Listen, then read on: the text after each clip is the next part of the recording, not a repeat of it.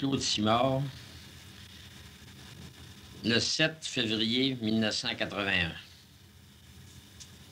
Vous, M. Tremblay, j'avais de quoi vous demander, c'est que concernant, je pense, la première ligne téléphonique, je pense que vous avez de quoi nous raconter. Vous êtes déjà allé là, là. Si vous voulez, vous allez nous raconter ça un peu. Comment ça s'est présenté? D'abord, je voudrais préciser que ce que je veux vous dire là, c'est un peu de mémoire. C'est pas jeune. Ça date, mais ma mère est assez fidèle, aux alentours de 35, ça peut être entre 35 et 38. Parce que c'est avant que je me marie, je me suis marié en 1938. C'est un peu avant. C'est par coïncidence que je suis allé à Chibougamau. Je travaillais au Progrès du Saguenay comme journaliste. Et la famille chez nous était très intime avec la famille Dubuc. Surtout M. Antoine Dubuc, qui était président de la compagnie de téléphone. Et j'allais souvent à la compagnie de téléphone où j'avais des amis, des jeunes de mon âge avec qui on sortait. Alors un beau jour, M. Dubuc me dit je monte à Chibougamau pour faire l'inauguration de la première ligne téléphonique en direct avec Montréal. Si ça t'intéresse, il dit, de beaux mots avec moi, il dit, tu feras le reportage. Moi, j'ai dit d'accord. Pour résumer le voyage au départ, là, de l'Adoré à Chibougamau, ça nous a pris 3 jours. 3 jours pour monter. La première partie du voyage était de l'Adoré au camp d'Adélard-Gagnon, qui était entrepreneur dans le temps. Adélard-Gagnon, qui est le beau-père d'Antonio Talbot, ministre d'Hawaii. La deuxième partie était du camp d'Adélard-Gagnon au dernier campement de bûcherons, où il n'y avait plus beaucoup de monde. C'était une espèce de campement de bûcherons. Et la troisième partie, c'est de ce camp-là à Chibougamau. Partir de la Dorée, nous avions comme moyen de locomotion une espèce de motoneige, là, les anciennes voitures, là. Il y a un nom pour ça que je ne me reviens pas à l'idée, là. C'est pas ça qu'il y a plein là, gars-là. Non, il y a un autre nom plus facile que ça. En tout cas, une espèce de motoneige où il y a le siège du chauffeur en avant, puis il y a des grandes lailles, là. C'est fermé, ça. C'est une espèce d'automobile sur chenille. Une espèce de chenillette, là, mais fermée. Je pense que c'était le système Landry qui appelait dans le temps. C'est possible, c'est possible. Alors, c'est le moyen de locomotion qu'on avait. Alors, on est parti de la Dorée. M. Dubuc était assis sur une caisse de beurre en avant. En arrière, il y avait 2 drums de 40 gallons de gasoline, un peu de nourriture. Et moi, j'étais assis entre les 2 drums, moitié par terre, moitié sur des caisses. Et on est parti pour Chibougamau. J'ai oublié de vous dire que une quinzaine de jours avant notre départ, M. Dubuc avait envoyé pour réparer la ligne, parce que la ligne avait été installée plusieurs années auparavant, mais n'avait jamais fonctionné. Il avait envoyé une équipe d'hommes avec une espèce de caboose, une espèce de cabane où les hommes mangeaient, couchaient, attelés par 4 chevaux. Puis eux autres montaient en avant de nous autres pour réparer la ligne, puis la remettre en bon état. Alors, la ligne de téléphone, évidemment, c'était juste un fil accroché après les épinettes, puis qui suivait un peu le déblaiement qui avait été fait en fonction de l'ouverture de la route. Alors, le premier bout de chemin à aller au camp d'Adélard-Gagnon, ça a été passable. Évidemment, ça brossait, ça sentait mauvais à cause du gaz.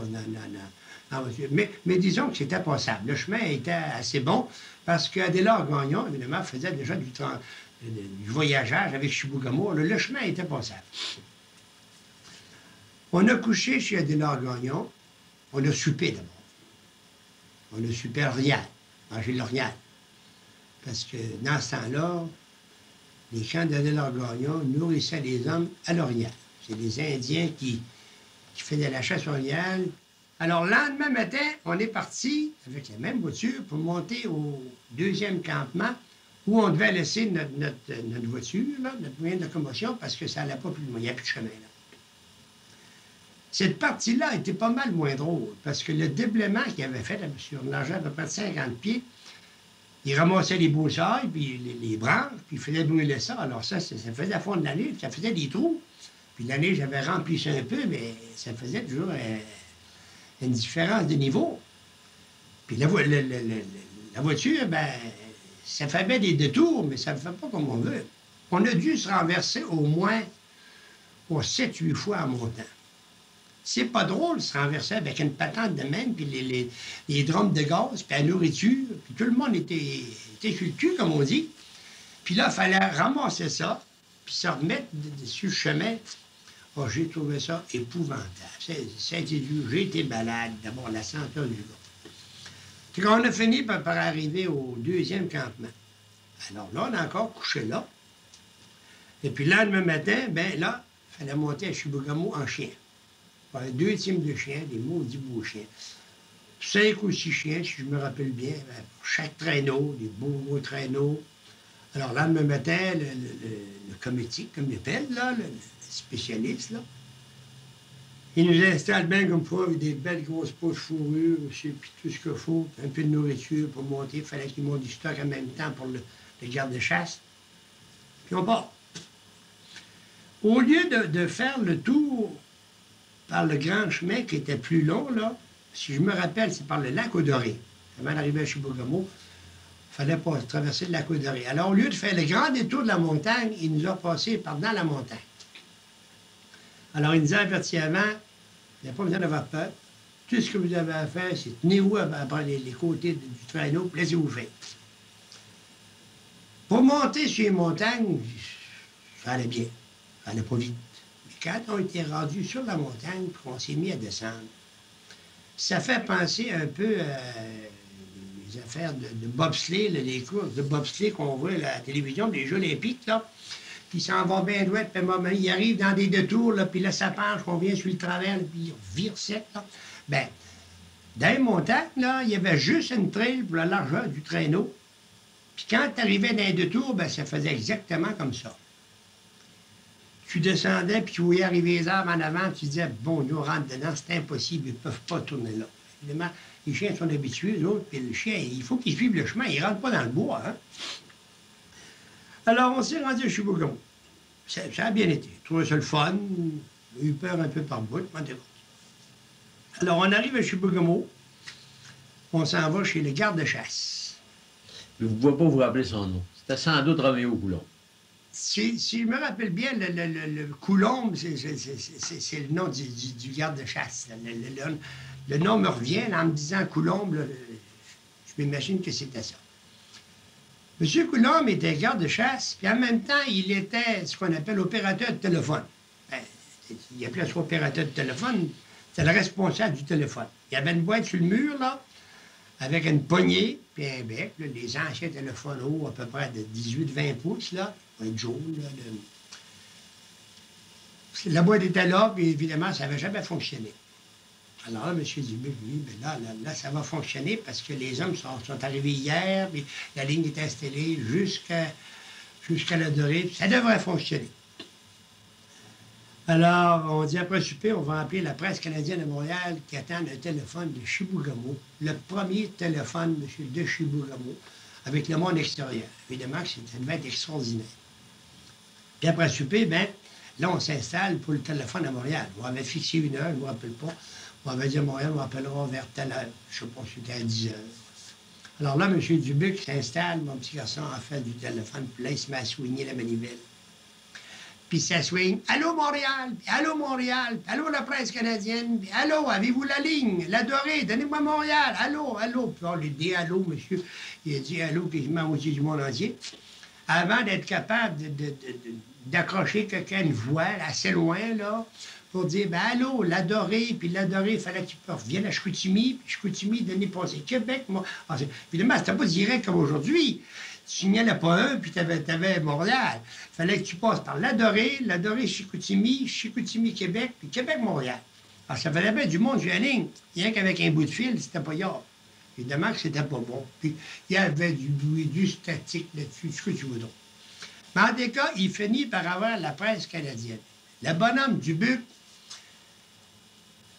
c'est fantastique de voir comment est-ce que ce bonhomme-là, à un moment donné, le rayonnement qu'il a eu quand il a entendu parler Montréal, lui-là, c'était une jouissance extraordinaire. Là. Pour lui, c'était une réussite. Là.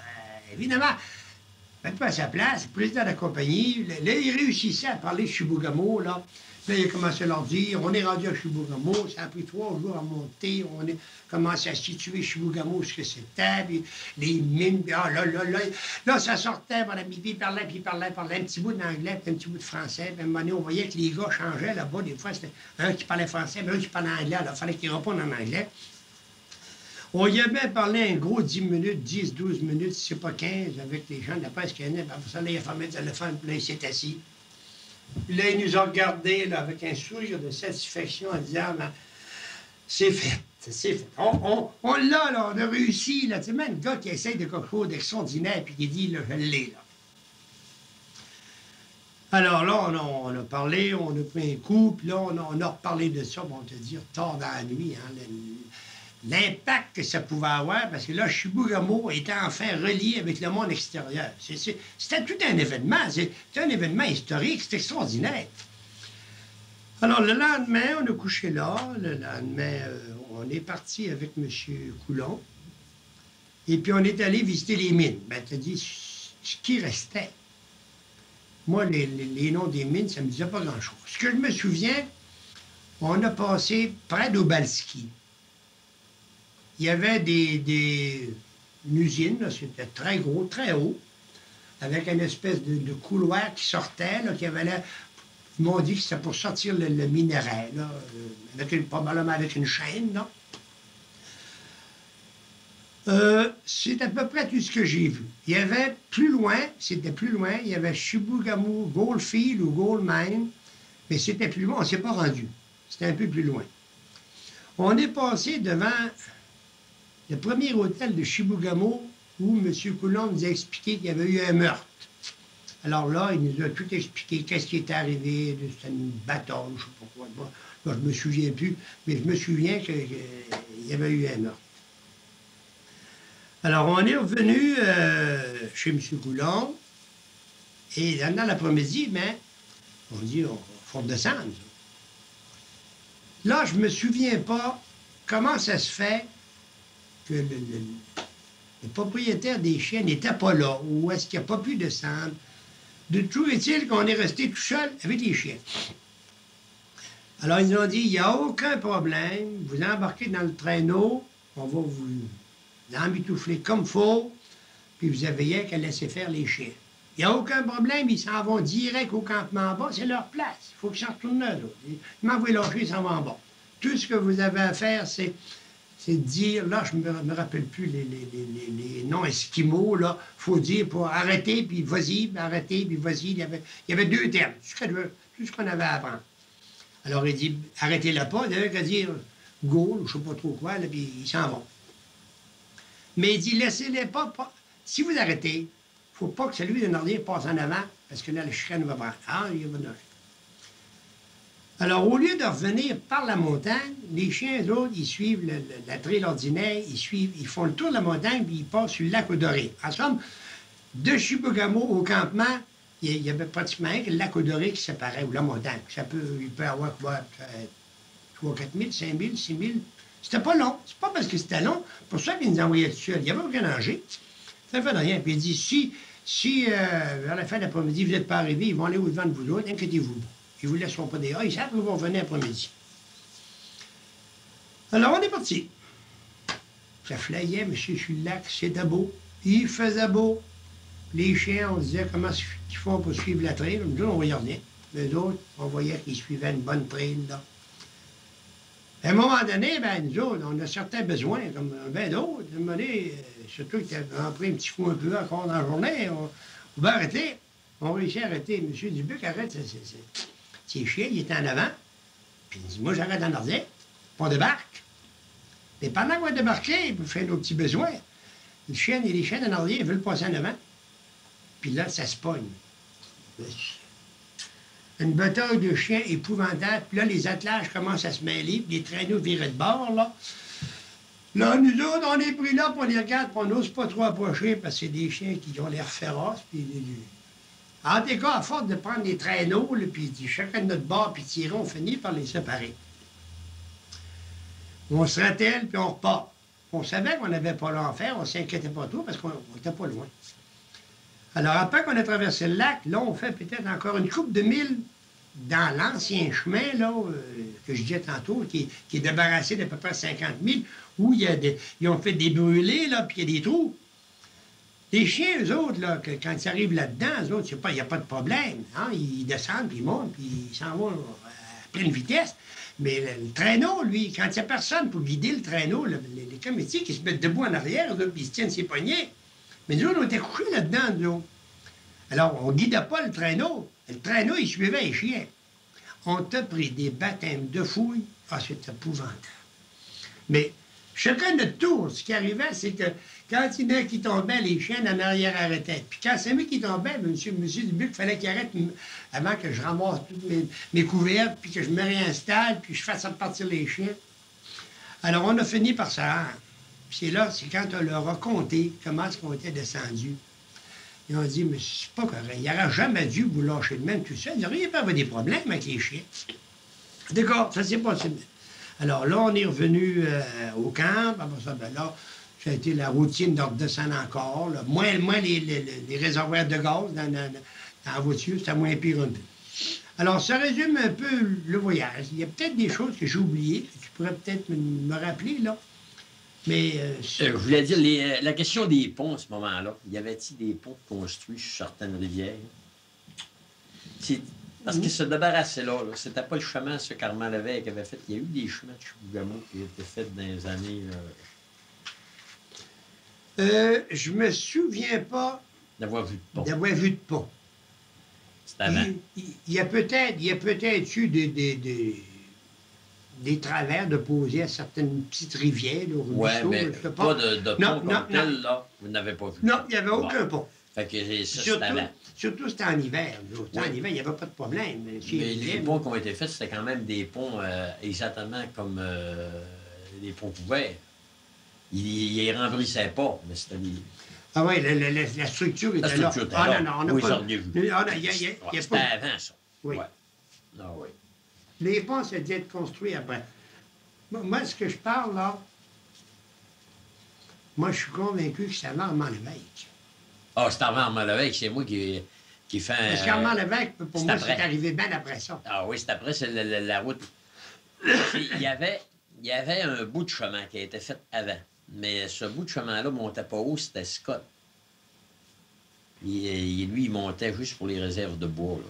Parce que je sais que ça m'a été parlé, mais c'était Scott, c'est Scott de Robert. Le bout qui était fait, ça devait être debout de l'Adoré aller au camp chez Gagnon. Chez Gagnon. C'est ça. Aller jusque-là, il y avait, je te l'ai dit tantôt, le chemin était bon. Il était bon, ça, c'est le chemin à Scott. Parce qu'il faisait du voyageur. Justement. Bon, ça c'était correct. Ouais. Mais parti de là, ensuite, ça, c'était un tracé. Il y avait juste un tracé. Il y avait eux autres avaient monté une ligne là, le long du tracé, puis accroché ça après les arbres.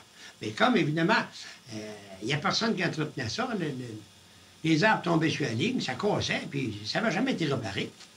Pour ça que personne n'avait jamais téléphoné. Hein. Pauvre coup-là, mais il est tout seul.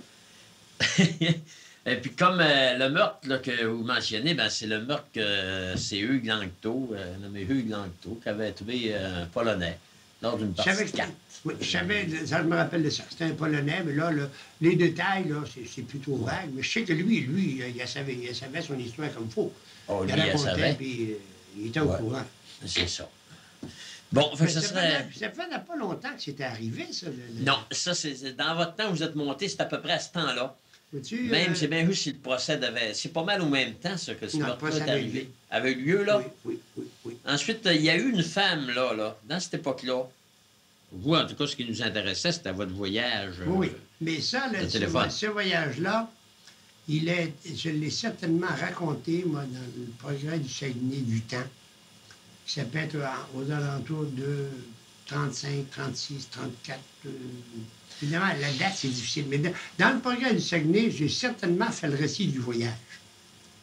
Il y aurait moyen de trouver, pour avoir peut-être quelque chose de plus précis. Puis je l'ai raconté, évidemment, avec toutes les péripéties puis les incidents. Là, évidemment, J'arrivais, là. Là, évidemment, je retrace ça en arrière, là.